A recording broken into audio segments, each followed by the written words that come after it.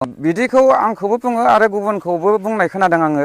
आंखौनो खेबनै जाबाय आरो गुबुनखौबो बिदिनो बुंनाय खोनादों। आरो जोंहा बेजों लोगोसे इउपिपिएलजों लोगोसे जोंहा एबसुआबो सापर्ट दंदेरो।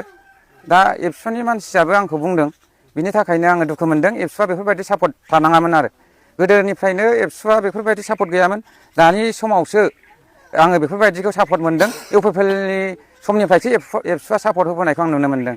नाथाय एबसुआ जेनेरेलनि जानानै खामानि मावनांगौ। बिदिबा जोङो उननि गथ' गथायखौ माबोरैयै जोङो मोजां खालामलांनो हागोन। दानिफ्रायनो एबसुआ बिदि मोनसे राजनितिजों लोब्बा थानानै बेफोरबायदि मावोबा सोरखौबा दम होयोबा जों उनाव सोरखौ मा बादा होनो हानो। गावजों गाव अर सुनानैसो होनाय जायो। सिरि सिरि थुलुंगा होबाय थायो। आरो जेसेबांखिनि भट होयो बेयाव जों गोदोनिफ्रायनो होबोबाय थादोंमोन। आरो बेफोरबायदिनो एबसुआबो सापर्ट होनायखौ जों होबोबाय थादोंमोन। ओमफ्राय दा जों बेफोरबायदि सापर्ट होनायाव जों थानानै जेबो जोङो बेयाव माखासे दैदेनगिरि राजनितिनि लिडार बा एबसु लिडार बिसोरसो गावसोरसो स्र' स्र' खामानिखौ मावो। आरो बिनि थाखायनो जोङो जेबो मोनैनि थाखाय जों दा बि पि एफ हान्जायाव ओंखारदों।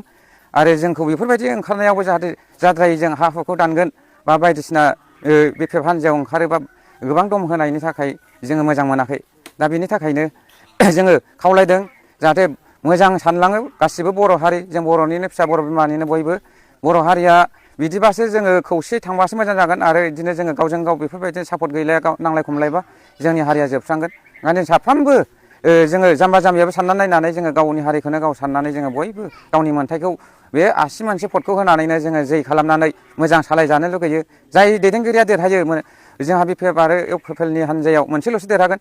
जाय पार्टिया देरहायो बेखौनो जोङो मोजां सालायलांजानो लुगैयो। बेनिखायनो जों मोनसे जों बि पि एफ हान्जाखौनो सापर्ट होनानै जोङो मोजां सालायलांगोनखौ जों आसा खालामदों आरो। बिदि बुंनो नाङामोन। जों रायजो राजाखौ लानानै बिदि बुंनाङामोन। मानो होनबा जों रायजो राजाया बिराद दुखु मोनथाव। गोसोआ गोजोननाय मोनाखै। जोंनि गोसोआ गोरबो सिङाव गाबनाय फैदों। मानो होनबा राजनितिक पलिटिकेलाव बिदि बेफोरबायदि एगेन्स्ट जालायनो मोना।